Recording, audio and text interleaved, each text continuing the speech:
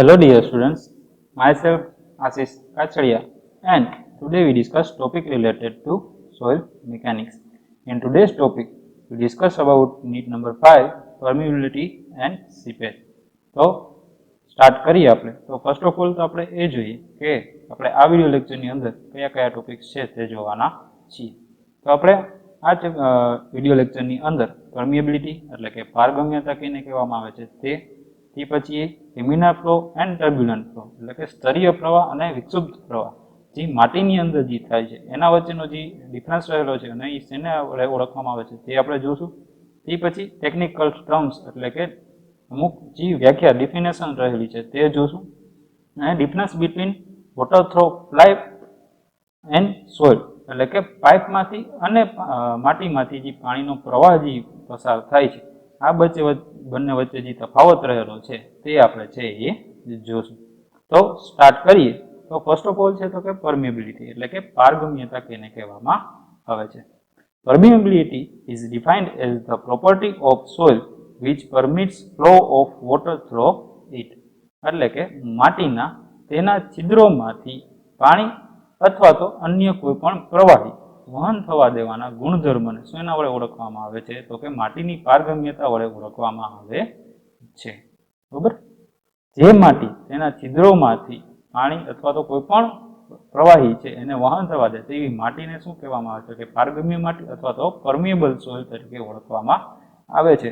અને જે માટી છે એના છિદ્રોમાંથી અથવા તો તેની અંદરથી પાણી અથવા તો કોઈ પણ પ્રવાહી પસાર ન થઈ શકે તેવી માટીને શું કહેવામાં આવે છે તો કે અપારગમ્ય માટી અથવા તો ઇમ્પરમિએબલ સોઇલ તરીકે ઓળખવામાં આવે છે. બરાબર. ફરી એક વખત પારગમ્યની વ્યાખ્યા છે એ આપણે જોઈ જઈએ. પારગમ્યતાની શું કહેવામાં આવે છે તો કે માટીના તેના છિદ્રોમાંથી પાણી અથવા તો અન્ય કોઈ પણ પ્રવાહી વહન થવા દેવાની જે ગુણધર્મ રહેલો છે એ માટીને શું કહેવામાં આવે છે તે માટીના ગુણધર્મને તેની પારગમ્યતા વડે એટલે કે પરમિએબિલિટી વડે ઓળખવામાં આવે છે.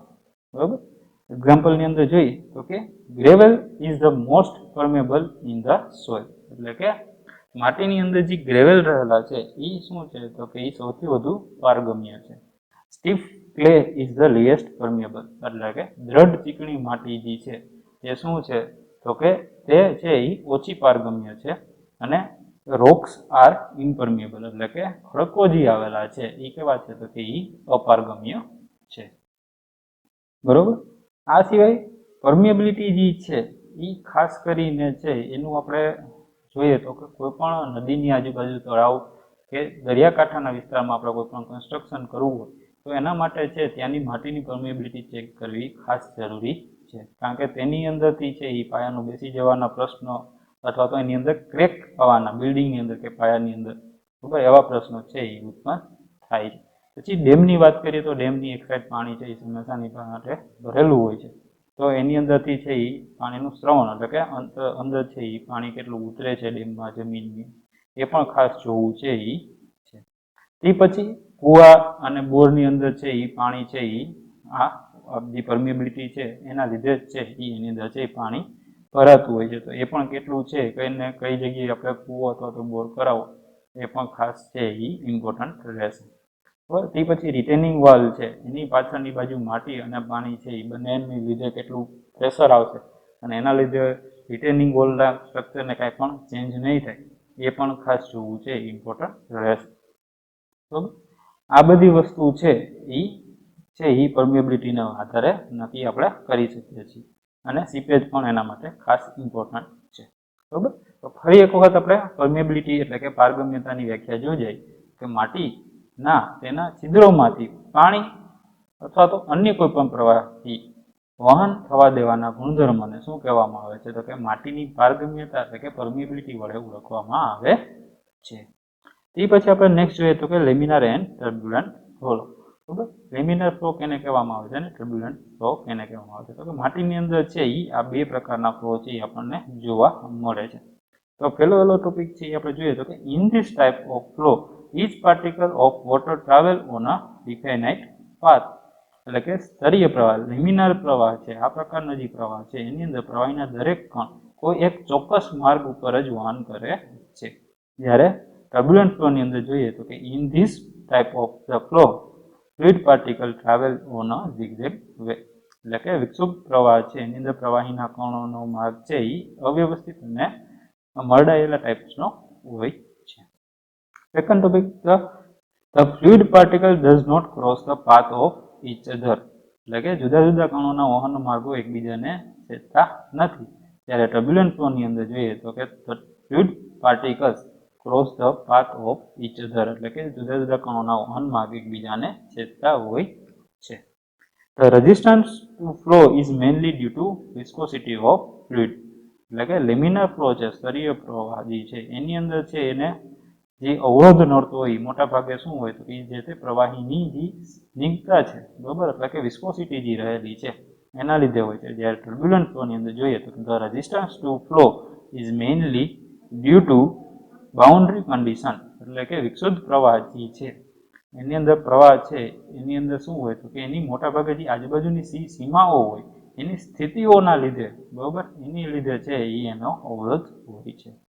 તે પછી જોઈએ તો કે the velocity of flow is proportional to hydraulic gradient. એટલે કે જે પ્રવાહનો વેગ છે એ હાઇડ્રોલિક ગ્રેડિયન્ટના સમપ્રમાણમાં હોય છે. કેમાં તો કે લેમિનાર ફ્લો ની અંદર.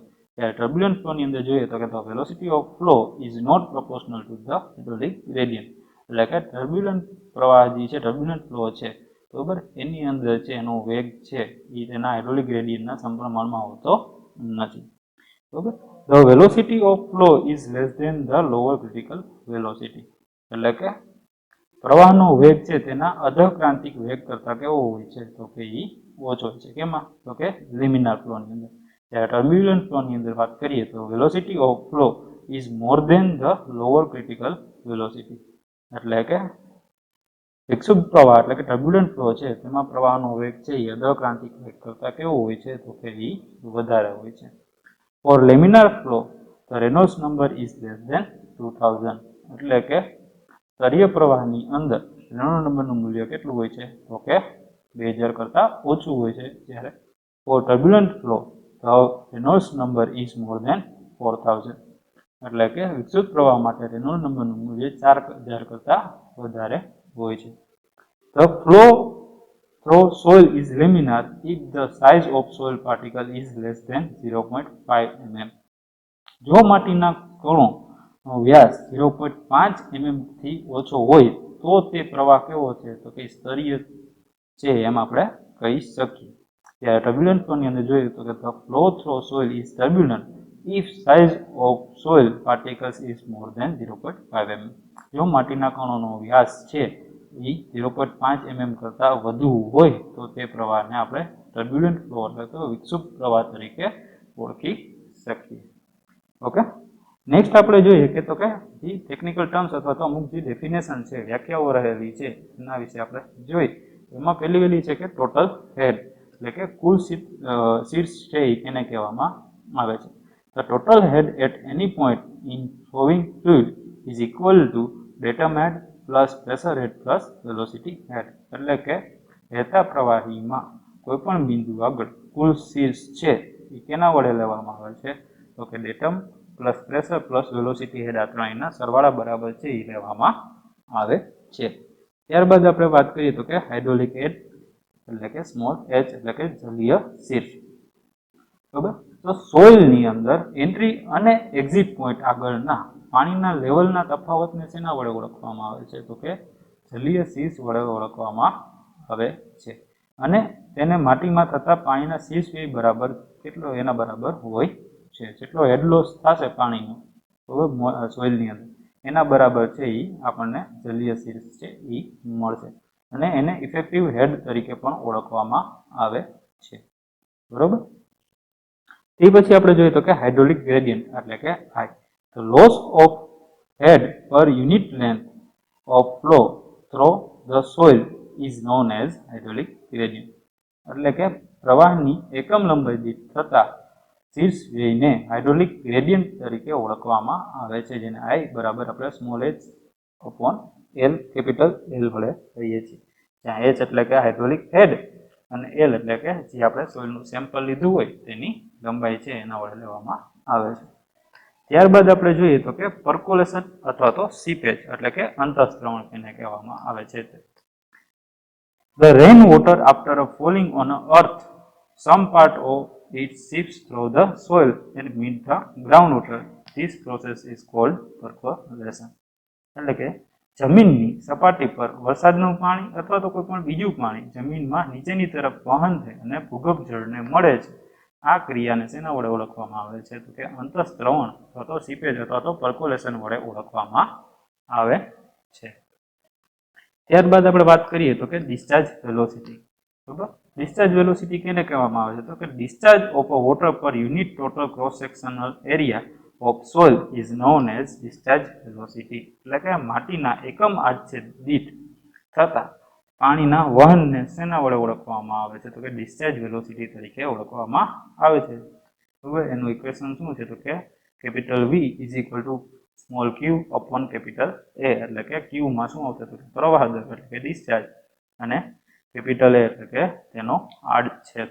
બરાબર, તે પછી વાત કરીએ તો કે સીપેજ વેલોસિટી. બરાબર, VS ને ઓળખવામાં આવે છે the rate of discharge per unit of cross sectional area of voids perpendicular to the direction of flow is known as seepage velocity. બરાબર, તો કે માટીમાં રહેલા પોલાણો એટલે કે એની અંદર જે વોઇડ્સ રહેલા છે, બરાબર, તેના લીધે તેના એકમ ક્ષેત્રફળ દીઠ થતા પાણીના વહનને શું કહેવામાં આવે છે તો કે સીપેજ વેલોસિટી તરીકે ઓળખવામાં આવે છે. જ્યાં VS ઇઝ ઇક્વલ ટુ શું થશે તો Q અપોન AV. તે પછી આપણે જોઈએ તો કે પાઇપિંગ. બરાબર, તો hydraulic structures such as weir, dams built on a pervious foundation sometimes fail by formation of a pipe-shaped canal in its foundation known as piping failure. શું કહે છે તો કે હાઇડ્રોલિક સ્ટ્રક્ચર જેવા કે વિયર, ડેમ વગેરેની પારગમી માટી ઉપર જો બાંધેલા હોય ત્યારે તેના પાયામાં શું થાય છે તો કે પાઇપ આકારની ચેનલની રચના થાય છે અને આ સ્ટ્રક્ચરનું શું થઈ જાય છે તો કે ત્યાં ફેલિયર થઈ જાય છે. આ પ્રકારના ભંગાણને શેના વડે ઓળખવામાં આવે છે તો કે પાઇપિંગ ફેલિયર તરીકે ઓળખવામાં આવે છે. બરાબર, આ શેના લીધે થાય છે તો કે આ બાજુ જે પાણી છે એ ડેમની અંદર ભરેલું હોય તો ધીમે ધીમે શું થાય છે તો કે આ માટીની અંદર ધીમે ધીમે આ રીતે એનું શું કરે છે તો કે એક ચેનલ બનાવે છે અને એ પછી ડાઉનસ્ટ્રીમ સાઈડ છે એ ત્યાં જઈને ત્યાં ખુલે છે. બરાબર, અને એ લીધે છે એના લીધે શું થશે તો કે એ પાણી છે ડેમની અંદર રહેલું હોય એ પણ તેથી આ બાજુ આવી જશે અને જે આપણે પાણીનું સ્ટોરેજ કરેલું હશે તે પણ ત્યાંથી રિમૂવ થઈ જશે. ઓકે, નેક્સ્ટ છે ક્વિકસેન્ડ કન્ડિશન અથવા તો બોઇલિંગ. બરાબર, બોઇલિંગ અથવા તો ક્વિકસેન્ડ કન્ડિશન કેને કહેવામાં આવે છે? When flow takes place in a upward direction, the seepage pressure also acts in a upward direction and the effective pressure is reduced. એટલે કે જ્યારે માટી છે એ પ્રવાહ માટીની અંદર જે પ્રવાહ છે એ શું થશે તો કે ઉર્ધ્વ દિશામાં વહેવા માંગશે ત્યારે સીપેજ પ્રેશર પણ કેમ લાગશે તો કે ઉપરની સાઈડ લાગશે. જેથી જે ઇફેક્ટિવ પ્રેશર અથવા તો જે ટોટલ પ્રેશર રહેલું છે એ પણ શું થશે તો કે એ ઘટશે. If seepage pressure becomes equal to the pressure due to submerged weight of soil, the effective pressure is reduced to zero. In such case, a cohesionless soil loses all its shear strength and the soil particles have a tendency to move up in the direction of flow. એટલે કે જ્યારે seepage pressure વધીને submerge weight, બરોબર, એટલે કે માટીનું જે submerge weight છે એના જેટલું થાય ત્યારે ઇફેક્ટિવ પ્રેશર છે એ શું થઈ જશે તો કે શૂન્ય થઈ જશે. આ સ્થિતિમાં રેતાળ માટી છે એ શું કરશે પોતાની શિયર સ્ટ્રેન્થ છે એ ગુમાવી દેશે અને માટીના કણો છે એ શું કરશે તો કે પ્રવાહની દિશામાં વહન કરવા લાગશે. This phenomenon of lifting of soil particle is called quick condition or boiling condition or quicksand. આ જે માટીની સ્થિતિ છે એને શેના વડે ઓળખવામાં આવે છે તો કે ક્વિક કન્ડિશન અથવા તો બોઇલિંગ કન્ડિશન અથવા તો ક્વિકસેન્ડ કન્ડિશન આના વડે ઓળખવામાં આવે છે. ત્યારબાદ આપણે જોઈએ કે difference between flow of water throw pipe and soil. બરાબર, એટલે કે પાઇપમાં પાણીનો પ્રવાહ અને માટીમાં પાણીના પ્રવાહ વચ્ચે જે ડિફરન્સ રહેલો છે એ આપણે જોઈએ. કે for both flow through pipe and flow through soils laminar flow is considered. એટલે કે પાણી જે વહે છે અથવા તો જે પાઇપમાં જે પ્રવાહ વહે છે એમાં પાઇપ અને માટી માટે બંને માટે આપણે કેવો છે તો કે સ્તરીય પ્રવાહ એટલે કે લેમિનાર ફ્લોની આપણે ધારણા કરીએ છીએ. In case of flow through pipe the area of flow is large when the case of flow through soil the area of flow is less.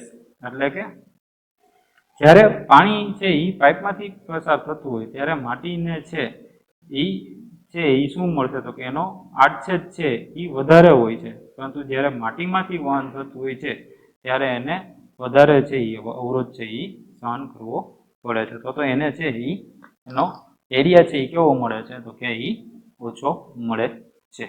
બરાબર.